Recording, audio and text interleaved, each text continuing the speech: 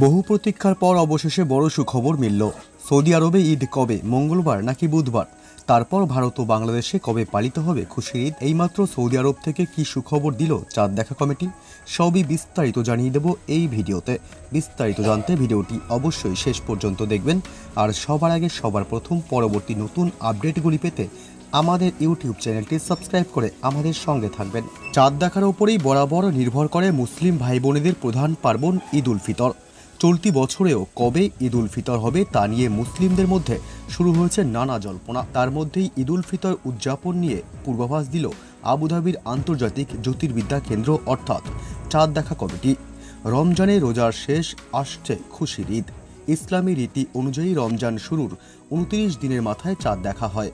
যদি ওই দিন চাঁদ দেখা যায় তাহলে পরের দিনই ঈদ উদযাপন করা হয়, না হলে 30টি রমজান শেষে ঈদ পালন করা হয়। বেশ কয়েকটি দেশে এখনও 2 দিন ধরে ঈদ পালন করা হয়। বাংলাদেশ, ভারতের মুসলিমদের একাংশ সৌদি আরব সহ মধ্যপ্রাচ্যের দেশগুলিতে যেদিন ঈদ পালন করা হয় সেদিন ঈদ উদযাপন করেন, বাকিরা পরের দিন ঈদে মেতে ওঠেন। এদিকে 1-2 করতে করতে বিদায়ের পথে পবিত্র রমজান মাস। বিশ্বের মুসলমানরা এখন প্রস্তুতি নিচ্ছেন পবিত্র ঈদ উল ফিতরের।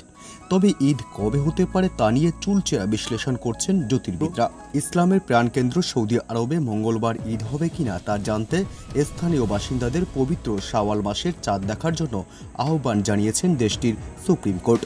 কাতার ভিত্তিক সংবাদ মাধ্যম আল জাজিরা জানিয়েছেন, আন্তর্জাতিক জ্যোতির্বিদরা গণনা বলছে সৌদি আরব সহ তার পার্শ্ববর্তী দেশগুলোতে বুধবার তথা 10ই এপ্রিল পবিত্র ঈদ উল ফিতর অনুষ্ঠিত হবে।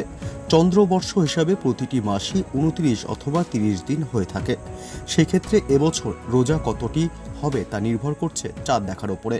সৌদি আরব তথা মধ্যপ্রাচ্যের দেশগুলোতে আজ 29টি রোজা। সেক্ষেত্রে আজ চাঁদ দেখা না গেলে এবছর রোজা 30টি পূর্ণ হবে, আর ঈদ উল ফিতর হবে বুধবার। সৌদি আরবে গত 10ই মার্চ 1445 হিজরির রমজান মাসের চাঁদ দেখা যায়। 11ই মার্চ থেকে শুরু হয় রোজা। গত বছর সৌদি সহ মধ্যপ্রাচ্যে রমজান মাস হয়েছিল 29 দিনের।